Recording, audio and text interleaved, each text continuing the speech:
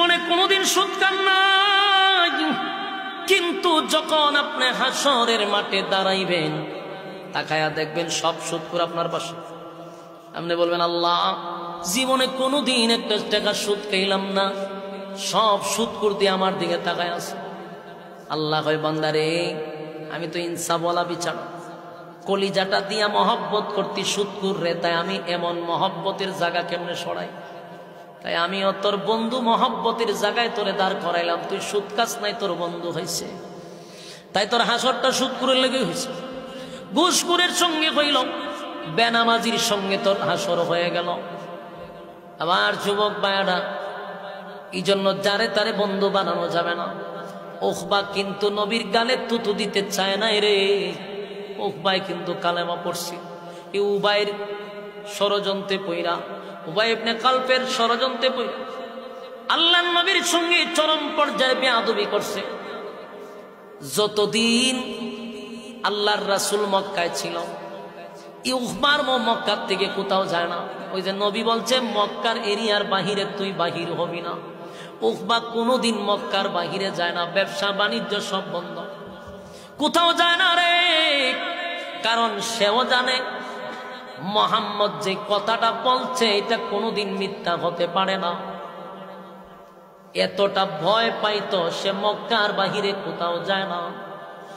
আল্লাহর নবী যখন হিজরত করে মদিনায় চলে গেল, এই উকবা তারপরেও মক্কার থেকে কোথাও বাহির হয় না, মক্কার এরিয়ার বাহিরে যায় না। তার মনের ভিতরে একটা ভয়, মুহাম্মদ বলছে মক্কার বাহিরে গেলে আমার গর্দান থাকবে না, এটাই সত্য। খুব ভয় পায় আর মক্কার বাহিরে যায় না। যখন বদরের যুদ্ধ শুরু হয়ে গেল, মক্কার থেকে 1000 অস্ত্র সহ বাহিনী লইয়া আবু জাহেলের নেতৃত্বে যখন মদিনায় যায়, তখন মক্কার সব গিয়া উকবারে ধরছে।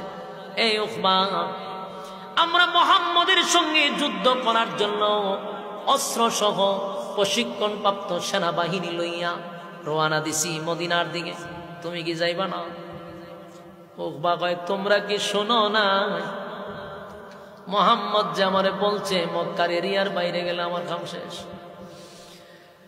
মক্কার মানুষ বলে, তুমি একটা বীর পুরুষ, তোমার সাহস আছে, তুমি একটা সম্ভ্রান্ত ফ্যামিলির ছেলে, তুমি কেমনে এটা বিশ্বাস করো? বলে, আমি নাই রে, গোটা মক্কার মানুষ মুহাম্মদের বিরোধিতা করলেও মুহাম্মদের কথা বিশ্বাস করে। আমারে মুহাম্মদ নিষেধ দিছে মক্কার বাহিরে যেন আমি না যাই, আমি যেতে পারবো না। কিন্তু মক্কার সব আইসা উকবারে ধরছে, যুদ্ধে যেতেই হবে। আবার উকবার এটাও বুঝাইছে, বলে মিয়া খবর আছে, আমরা 1000 অস্ত্র সহ প্রশিক্ষণ প্রাপ্ত, মুহাম্মদের তো লুকই নাই, আমরা 10 মিনিটে সব পেরে মাটির সঙ্গে হুতাইয়া আমরা বিজয় করে একবার আসবো। হে ওই উকবারে বুঝাইতেছে, ভাই আমাদের অস্ত্র আছে, প্রশিক্ষণ আছে, তুমি একটা বীর পুরুষ, তুমি কাপুরুষের মতো কাজ করবা না, চলো আমাদের সঙ্গে যুদ্ধের ময়দানে। উকবার ভিতরে বাইরিতে যেই মন আমার কাম শেষ, কারণ মুহাম্মদ নিষেধ করছে মক্কার এরিয়ার বাহিরে আমি যেন না যাই। কিন্তু এখন এলাকার মানুষ, গোত্রের মানুষ, সর্দাররা যখন তার উপরে চাপ সৃষ্টি করলো, বাধ্য হইয়া সে একটা ঘোড়া নিয়া যখন রওনা দিছে, ভিতরে ভিতরে তার মনের মধ্যে কষ্ট, আবার তার বন্ধুরে পিছে লইছে। এই যে এই বন্ধুর কারণে নবীর সাথে বেয়াদবি করছে, হ্যাঁ উবাই ইবনে কালফরে লইছে ওই এর পিছনে। দুই বন্ধু একসাথে যাওয়া শুরু করছে, আর ভিতরে ভিতরে উকবার বাইরিতেছে মুহাম্মদ যা বলে রে কোনোদিন তা ফিরত যায় না। ভিতরে ভয়, কিন্তু চাপের কারণে মদিনার উদ্দেশ্যে রওনা দিছে। মদিনায় যখন যুদ্ধ শুরু হয়েছে, উকবায় বুঝতে পারছে যেইভাবে কুবা শামসুর মতো কুবাইতেছে। আমরা গেছি 1000, এরা তো 313 জন, কিন্তু কুবাইতেছে একেবারে পুরো গুরু যেভাবে কুবাইতেছে।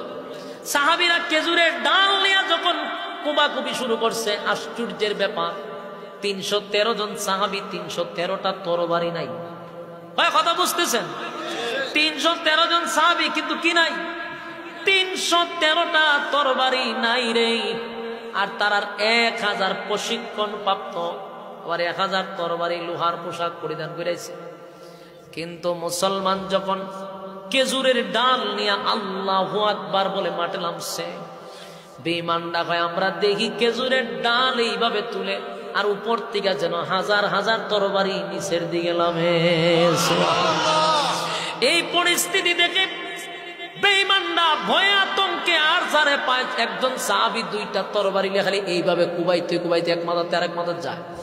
অথচ তারা প্রশিক্ষণ প্রাপ্ত, ট্রেনিং প্রাপ্ত সেনাবাহিনী নিয়েও মুহূর্তের ভিতরে দুলিশান। উকবায় দেখছে লক্ষণ ভালো না, তাই তারা গুড়া নিয়ে এই দিক থেকে অন্যদিকে রওনা দিছে, পলায়া যাবে। এখন দেখছে লক্ষণ ভালো না, মোহাম্মদ তো কইছেন গর্দান উড়াইলিব, লক্ষণ বেশি ভালো না। আবু জাহিল্লার গর্দান উড়াইলিছে এর ভিতরে। আবু জাহেলের গর্দান ছোট ছোট 2 বাচ্চা মাজ আর মুআজ 2 ভাই মিল্লা আবু জাহিল্লার গর্দান উড়াইলিছে। সুবহানাল্লাহ। এটা কি শরীরের শক্তি না ইমানি শক্তি?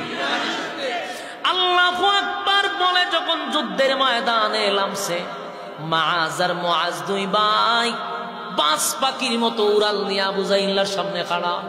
আবু জাহিল্লার দিকে টিটকারি মারে। ওই মোহাম্মদের বুদ্ধি শুদ্ধি কম, ছোট ছোট গোলাম লিয়েছে যুদ্ধ করতে, এরা সাথে টিটকারি মস্কারি করতেছে। আর এক ভাই গুড়ার ভাবের মধ্যে একটা কূপ মারছে। তো গুড়ার ভাব কূপ দিলে কি হে বই থাকতে পারবো, এ যে এমনি উল্টা করছে, উল্টার মধ্যেই বাইরে দিছে গর্দান। শেষ এক কূপে গলা লাগিয়ে রয়েছে। আবু জাহিল্লা মরতাম মরতাম, একটা বালা মাজিদের মধ্যে ছোট ছোট গোলা বানের কাছে আমার কাম শেষ। হ্যাঁ, এটা টিটকারি মস্কারি করছিল, কিন্তু আল্লাহ জাগাত আবু জাহেলকে শেষ করে দিচ্ছে। এই দৃশ্য দেখার পরে কি আর উকবা থাকতে পারে? উকবা কথা আজকে আমার কাম শেষ। এ যে বন্ধু নষ্ট, এটারে করে খার রয়েছে করে তোরও গর্দান যাইব, আজকে আমারও যাবো। লো বাগি দন বাগি দন। যুদ্ধের থেকে পলাইয়া বাগা শুরু করছে। যেই মাত্র বাগতে শুরু করলাম, আল্লাহর কি কুদরত, তারা রাস্তা ভুলে গেছে। যেই রাস্তা দিয়া যাওয়ার কথা সেই রাস্তা ভুলে গেছে। এই সামনে গেছে গিয়া দেশ, অনেকগুলা সাহাবী তরবারি লেখা রয়েছে। বাতিজা যাইতা কও, রাস্তা বুঝলে বুঝিয়া মাতাইছে। আয়ো তোমরা এখন কুবা শামসুর মতো কুবাম।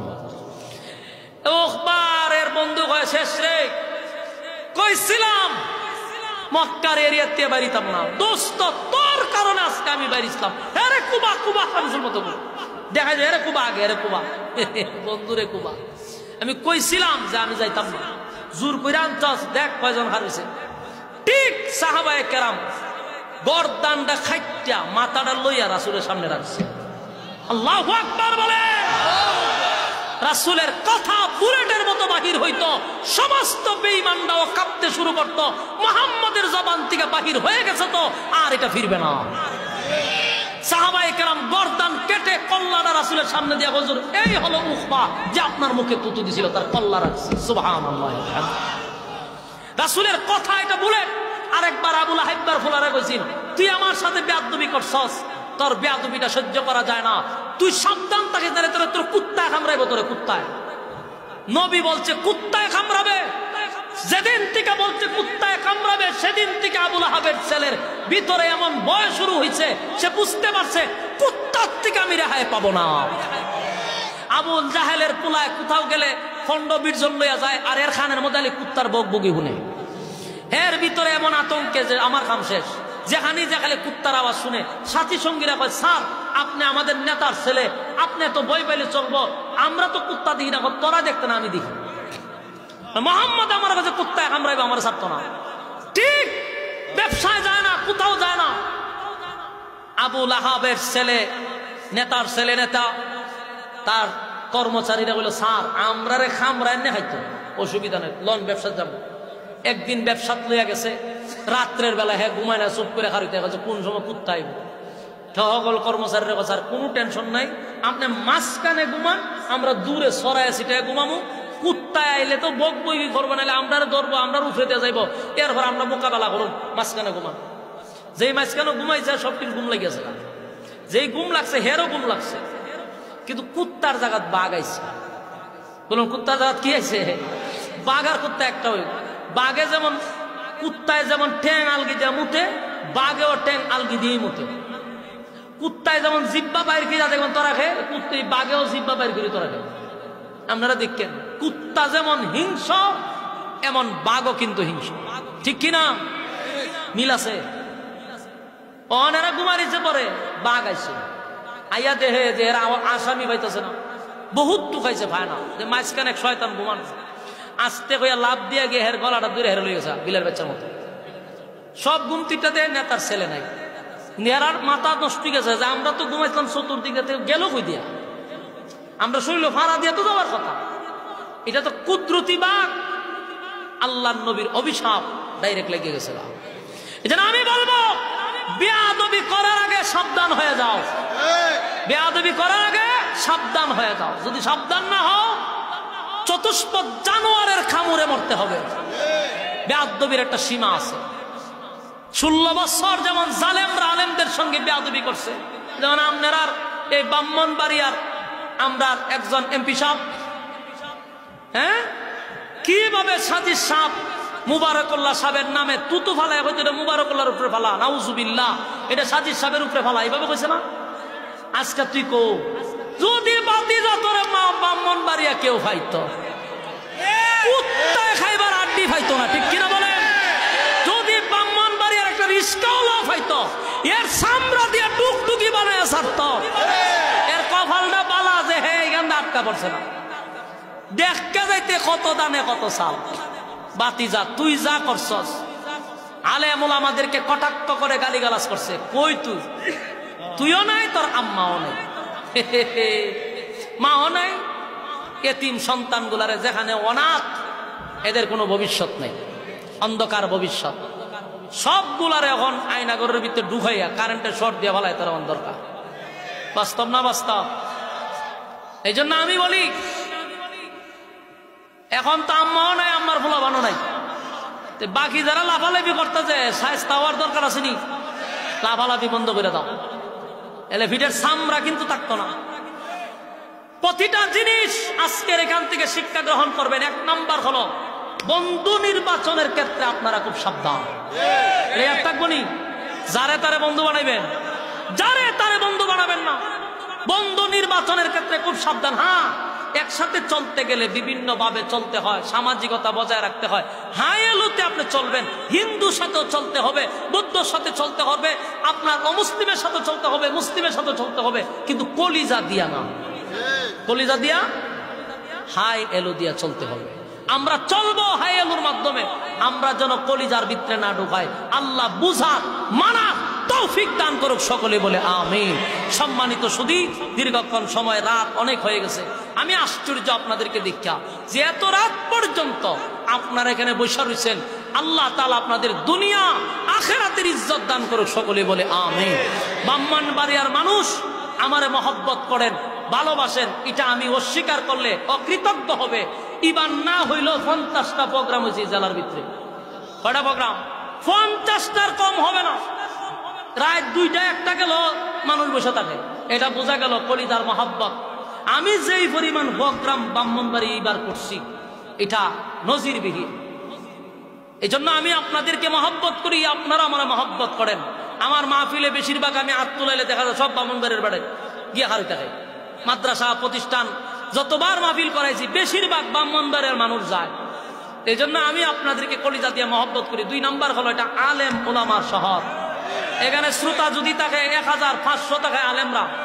ব্রাহ্মণবাড়িয়ার সব হলো আলেম ওলামার শহর। বাস্তব না বাস্তব?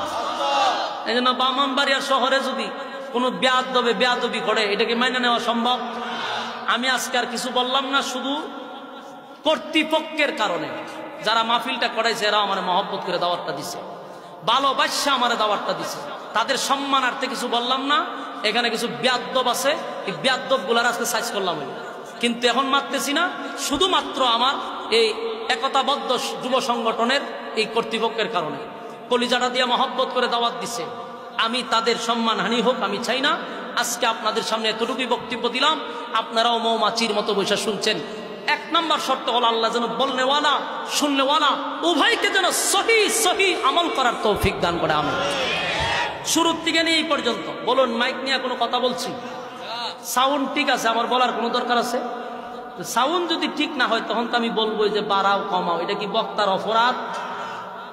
এই যে এখন আমি মাইক ব্যান্ডের জিগান কোনো কথা বলা লাগছে, কারণ আমি চাউন পর্যাপ্ত পরিমাণ পাইতেছি, কোনো ঝামেলা নাই, বয়ান চলতেছে। এখন যদি আপনার মাইক খারাপ হয়, আমি কি আপনার বলবো না যে বাড়ান কমান? এটাও অপরাধ।